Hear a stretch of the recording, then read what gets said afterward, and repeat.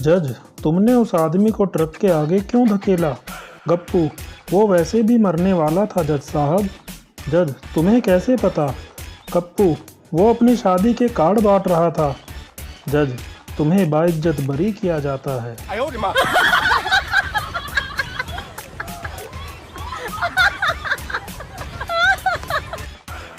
जज, अच्छा तो बताओ इस व्यक्ति ने तुम्हें कैसी गालियां दी? आदमी, जज साहब, वह सब गालियां शरीफों के सामने बताने योग्य नहीं है। वकील, अच्छा तो हम सब यहाँ से चले जाते हैं, तुम जज साहब को अकेले में सुना दो।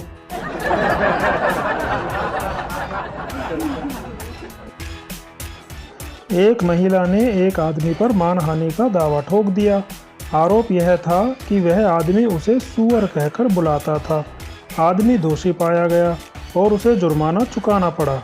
मुकदमे के बाद उस आदमी ने जज से पूछा, जज साहब, इसका मतलब हुआ कि मैं श्रीमती प्रीतो को सुअर नहीं बुला सकता? जज ने कहा, जी हाँ बिल्कुल। फिर उस आदमी ने कहा, तो इसका मतलब यह भी हुआ कि मैं किसी सुअर को श्रीमती प्रीतो नहीं बुला सकता? जज ने कहा, तुम बिना किसी डर के सुअर को श्रीमती प्रीतो बुला सकते हो, इस पर कोई मुकदमा भी नहीं कर सकता।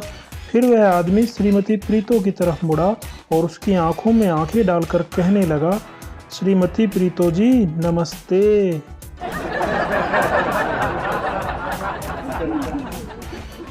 अपने वकील पति से पत्नी ने कहा, ए जी, फ्रिज और टीवी कब ले रहे हो?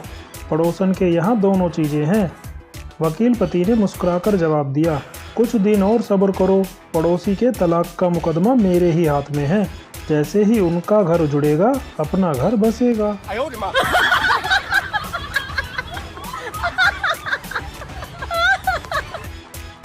वकील, तुम्हारी उंगली रेल के दरवाजे से दबकर कट गई और इसके लिए तुम रेलवे पर 50,000 रुपये हर्जाने का दावा करना चाहती हो?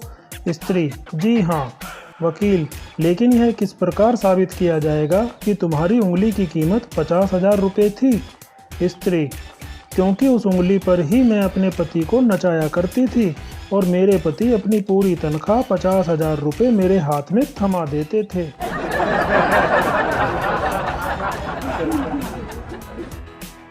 जज, ऑर्डर ऑर्डर। अभियुक्त, 1 डोसा, 3 इडली, 2 वड़ा पाव और 1 कोल्ड ड्रिंक 7 अप। जज, शट अप। अभियुक्त, नहीं नहीं जज साहब, 7 अप।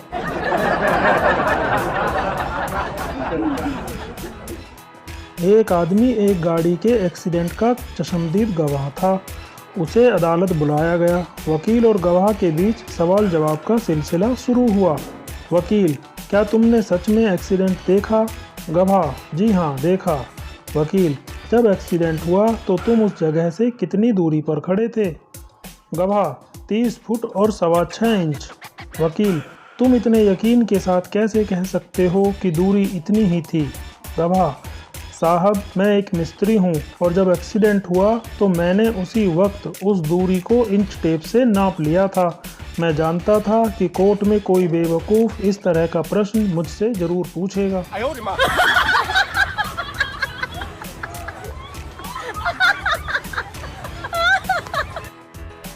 एक देसी ताऊ का कोई मुकदमा फंस गया कचहरी में। अब ताऊ ठहरा मस्त, तो उसने सोचा, मैं क्यों वकील को किस्से दूं, अपना मुकदमा मैं आप ही लड़ूंगा। दूसरे दिन उसकी पेशी हुई। जज था दिल्ली का, उसे खड़ी बोली नहीं आती थी। अब जज ताऊ से जो बात पूछे, ताऊ उसका जवाब ठेठ देसी में दे। तो जज बोला कि देखिए, आप कोई वकील कर लें, मुझे आपकी कोई बात समझ में नहीं आ रही। ताऊ बोला, मैं क्यों वकील करूं, बात तो तेरे समझ ना आती, वकील तो तू ही कर ले।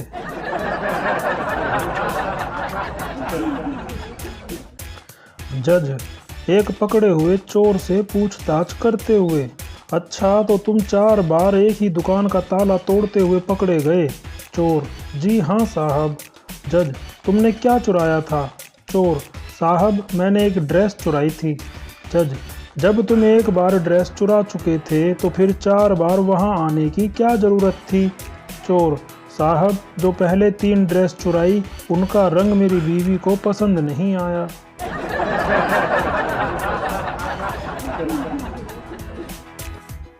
एक वकील को यह देखकर हैरत हुई कि अंदर के कमरे में बैल कोलू खींच रहा है और तेली बाहर बैठा चिलम पी रहा है। वकील ने तेली से कहा, अगर बैल रुक जाए तो तुम्हें पता ही नहीं चलेगा। तेली, पता चल जाएगा वकील साहब, उसके गले में बंधी घंटी भी रुक जाएगी। वकील ने 1 मिनट सोचा और फिर बोला, अच्छा, अगर यह एक जगह खड़ा होकर बस अपना सिर हिलाता रहे तो घंटी बजती रहेगी और तुम समझोगे कि बैल चल रहा है। तेली ने बड़ी शांति से जवाब दिया, साहब, हमारे बैल ने वकालत नहीं पढ़ी है।